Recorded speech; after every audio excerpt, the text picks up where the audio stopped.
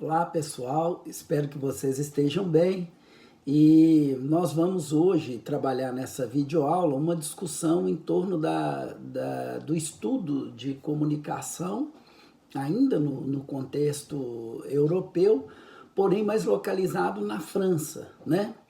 Os estudos de comunicação na França, eles têm aí uma importância muito grande, já começam mesmo no século XIX, ainda quando essas formas eram bem incipientes, a gente já tinha alguns trabalhos no campo da sociologia e mesmo na imprensa que vão retratar algumas preocupações, mesmo na literatura e na sociologia, sobre questões atinentes à comunicação, que começava a ter aí uma certa importância nesse período, né?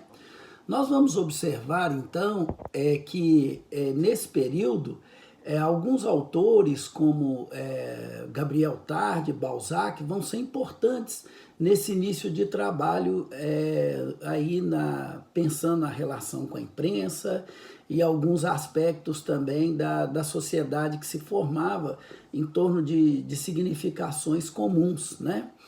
E alguns estudos, além desses apontados no século XIX, que não eram ainda estudos específicos de comunicação, mas faziam alguma menção às práticas que depois seriam tomadas como referência desse campo, elas vão ter nos anos 30 também um esforço de sistematização desses estudos.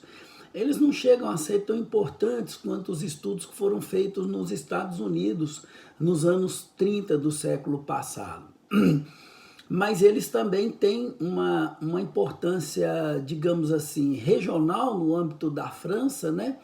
Para acumular um pensamento que ganharia uma maior projeção e um maior destaque nos anos 60. E é exatamente esse pensamento desenvolvido nos anos de 1960 na França que vai ser o pensamento mais importante para a gente tratar aqui nesses estudos de comunicação mais contemporâneos. Havia na França um centro de estudos de comunicação de massa que buscava refletir, sobretudo, as questões relativas ao cinema, à cultura de uma forma geral e mesmo à publicidade, né? Esses estudos esse centro de estudos de comunicação de massa dos anos 60 é onde também atuou o Edgar Morin, que vai ser uma figura importante para a gente discutir o pensamento comunicacional na França, né? Mas esse centro, ele se ocupava nos anos 60 de análise de conteúdo sobre a imprensa e também sobre outras questões relativas à importância dos meios de comunicação e fundamentalmente da cultura de massas, que era, vamos dizer, a questão que estava em foco naquele período. E tem aí, então, o Edgar Morin, que vai ser uma figura importante desse centro.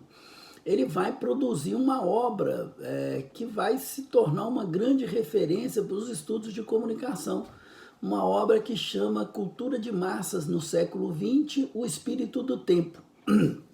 Essa obra, na realidade, ela tem duas partes. A primeira parte é Cultura de Massas no século XX, o Espírito do Tempo. A primeira parte chama necrose e a segunda parte chama neurose, né? Ou melhor, o contrário, a primeira parte chama neurose, a segunda parte chama necrose. E essa obra do Edgar Morin, ele vai tentar refletir o que é a cultura de massas no século XX. Ele vai partir de uma análise, né, onde ele vai inclusive tomar emprestado o vocabulário e alguns conceitos que o Adorno e o Horkheimer usa sobre indústria cultural, sobre produção da indústria cultural, a perspectiva da teoria crítica. Entretanto, ele vai ter embora ele vai tomar como referência o pensamento do Adorno e do Horkheimer, ele vai ter algumas diferenciações no modo de analisar essa realidade que o colocará, digamos assim, numa filiação que embora siga uma tradição ali no campo das teorias críticas, mas vai o colocar em diferenciação com o pensamento dos teóricos alemães, né? Bom, a proposta do Edgar Morin, ela vai se dar com base numa influência do estruturalismo francês, né? Na realidade, o que essa ideia de estruturalismo ela traz e qual a influência que ela vai ter na comunicação? Vocês terem uma ideia, o estruturalismo ele é pensado a partir de três noções básicas. Uma é a noção de totalidade, a segunda é a noção de transformações e a terceira noção é uma noção que é a de autorregulação. A noção de totalidade, ela diz respeito aos elementos que compõem, que formam uma estrutura, né? E esses elementos, embora tenham entradas e particularidades diferentes, eles estruturam, eles compõem de forma a contribuir com a estruturação da totalidade social. O segundo elemento seria que estruturaria esse chamado pensamento estruturalista, ele seria o sistema de transformações que está contido nessa própria ordem sistêmica, né? Ou seja, o próprio sistema teria, assim, os canais que validariam e que possibilitariam as mudanças que eram inerentes a eles para que eles tenham para que ele tenha a sua própria correção e continue funcionando como sistema. Então, nesse sentido, entra o terceiro elemento, que é o elemento da autorregulação. Ou seja, as transformações que são operadas dentro desse próprio sistema são incorporadas por ele no sentido de fazer uma autorregulação e uma preservação dessa estrutura dentro desse sistema. Ou seja, essas mudanças elas não são conduzidas para fora do sistema, mas para aperfeiçoamento e continuidade e manutenção dessa grande estrutura, né? Ou seja, os elementos de transformação, eles também pertencem, compõem a estrutura desse grande sistema estruturalista para o qual ele concorre com uma ação não de substituí-lo, né? Mas de manter fundamentalmente intacto os elementos que compõem a estrutura. Então essa estrutura ela seria interligada por elementos diferenciados, porém dispostos numa lógica em que as possibilidades de transformação são assimiladas como forma de regulação dessa própria estrutura, desse próprio sistema, né? Então, nesse sentido, a concepção estruturalista que vai influenciar o pensamento do Edgar Morin, ela não é uma concepção que surge a partir de uma iniciativa dele. Na realidade, ele, assim como vários outros autores e pesquisadores, inclusive de outras áreas, serão herdeiros de um pensamento que surge a partir do trabalho de um linguista muito importante no contexto francês e mundial, que é o Ferdinand Saussure. O Ferdinand Saussure vai produzir um trabalho em torno da linguística geral no ano de 1916. Qual que é a base desse trabalho? A noção de estrutura vai ser fundamentada a partir de um estudo da língua. O Saussure vai defender que a língua deve ser pensada como uma grande estrutura, porém, essa estrutura é um sistema fechado e em formas de mútua oposição. Ou seja, é como se esse sistema e esse sistema linguístico, e de fato isso ocorre, ele é pré-existente à vida e aos sujeitos. Entretanto, os sujeitos fazem uso desse sistema linguístico e dessa grande estrutura que é a língua, né? Ou seja, a concepção do Saussure que ele propõe para pensar a estrutura do sistema linguístico, ela é levada para outros campos do conhecimento, e outros campos do conhecimento vão se apropriar dessa noção de estrutura, dessa noção de estruturalismo, para formar ou observar questões que eram tratadas de maneiras diferentes em outros campos do conhecimento. E, obviamente, isso também vai chegar no campo da comunicação. Na antropologia, nos anos 50, um antropólogo importante chamado Lévi-Strauss, ele também francês, né? A antropologia, ela tinha uma tradição enquanto ciência muito presa às ciências naturais. E ele vai utilizar o pensamento estruturalista baseado no pensamento do Saussure para trazer essa dimensão cultural para os estudos antropológicos, né? Ou seja, essas inovações elas vão também ser afirmadas, vão buscar afirmar outras proposições de estudo. Se a gente for pensar não só a comunicação, né, mas várias outras áreas também foram influenciadas por esse pensamento estruturalista. Na psicanálise nós vamos ter o Lacan, na teoria literária nós vamos ter o Roland Barthes, também francês, e na filosofia nós vamos ter Althusser e o Michel Foucault, trabalhando também com perspectivas que vão considerar também essa noção, né, de estruturalismo, né? Bom, na comunicação, como que esse pensamento vai se dar?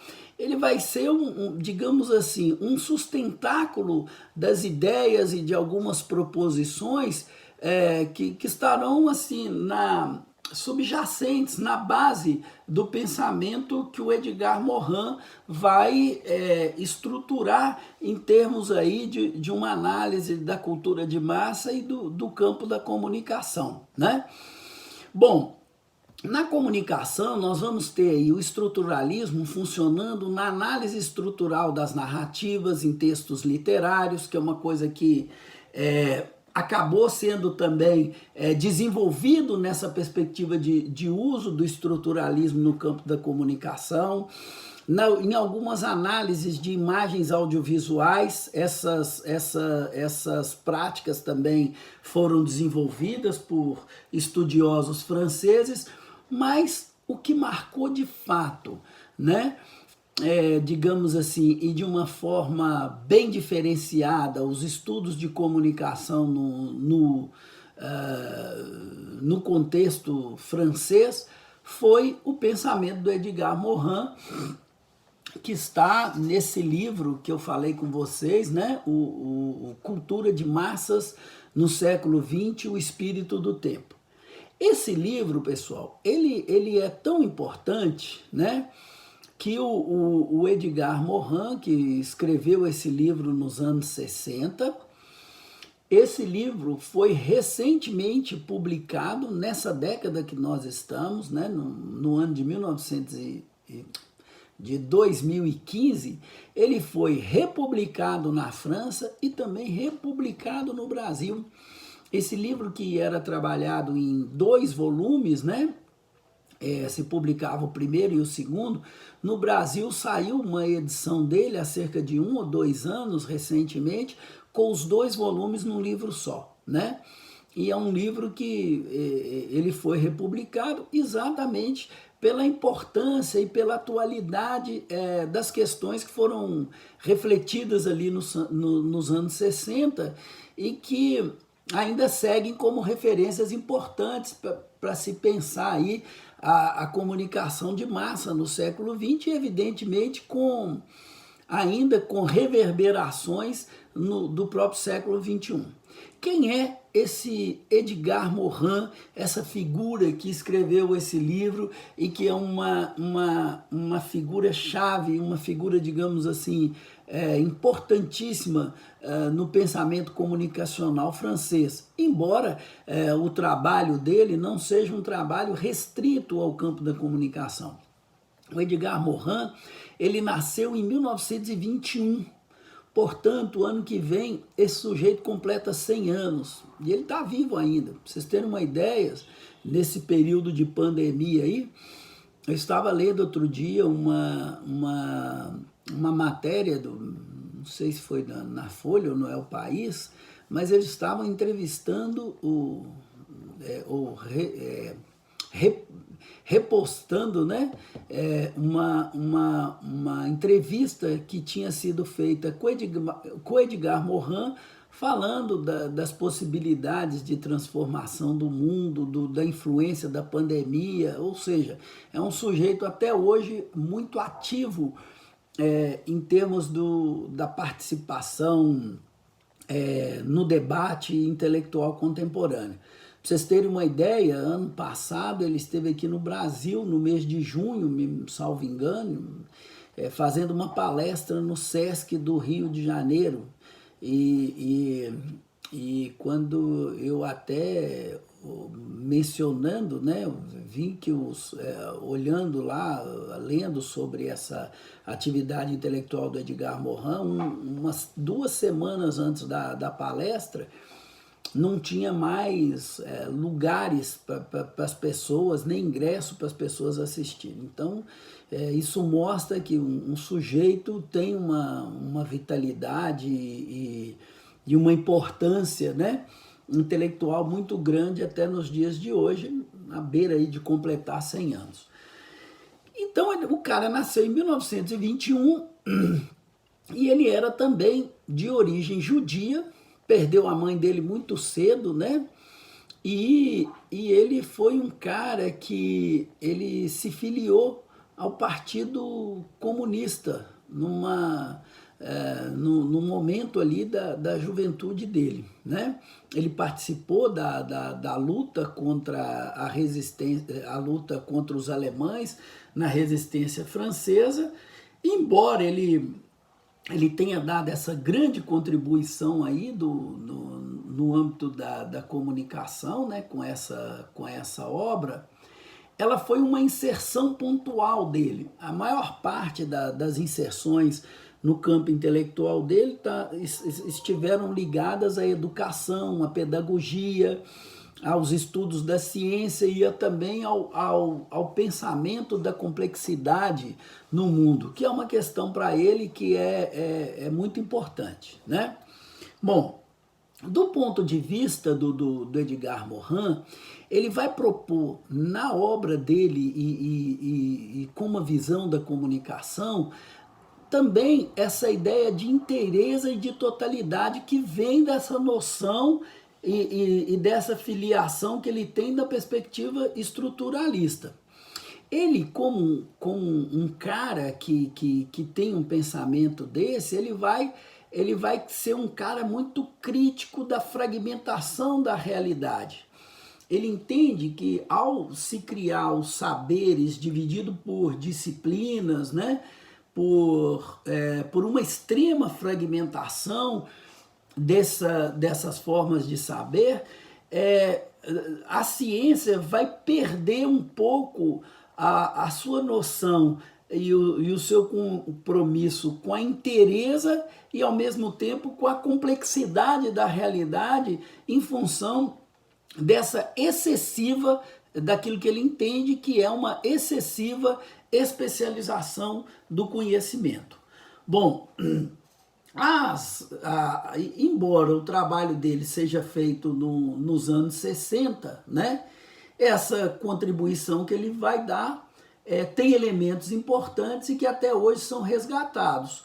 Quando a gente lê alguns autores que estão tratando do processo da mundialização, da cultura, da globalização, do papel da comunicação na integração mundial, ou seja, várias questões que ele já abordava ali nos anos 60 do século passado são retomadas, muitas vezes com angulações diferentes, atualizadas em um aspecto ou outro, mas com muitas deixas, a partir de muitas deixas e pistas, né, digamos assim, que o pensamento dele deixou apontado ali nos anos 60. Então ele vai ter um papel importantíssimo ao escrever essa obra, e nós vamos tentar sintetizar o que foi aqui, a partir de uma leitura que a Vera França e a Paula Simões fazem da obra do Edgar Morin, 5 pontos fundamentais nos quais ele estabelece uma crítica e uma diferenciação à interpretação que o Adorno e o Horkheimer vão fazer sobre a cultura de massa e o papel da indústria cultural e a relação que a indústria cultural tem com os sujeitos nos anos 60 do século passado. Esses 5 pontos do pensamento do Edgar Morin nós vamos falar então na nossa próxima videoaula. Apresentada aqui agora aquilo que é digamos assim, o preâmbulo desse pensamento, né? Os pontos de apoio, na onde ele se estrutura. Eu quero dar aí uma ideia introdutória do que é isso. E na próxima videoaula nós trataremos então de uma forma esquemática e detalhada sobre os 5 pontos, a síntese, né, das 5 grandes contribuições que o pensamento do Edgar Morin trouxe para os estudos de comunicação. Tá? Evidentemente que a partir do recorte e da visão de 2 autores, né? Mas é fundamental para que a gente localize esse debate aí do que foi a comunicação no contexto europeu, e em particular a contribuição francesa. Ficamos por aqui e até a nossa próxima videoaula. Um abraço a todos e todas.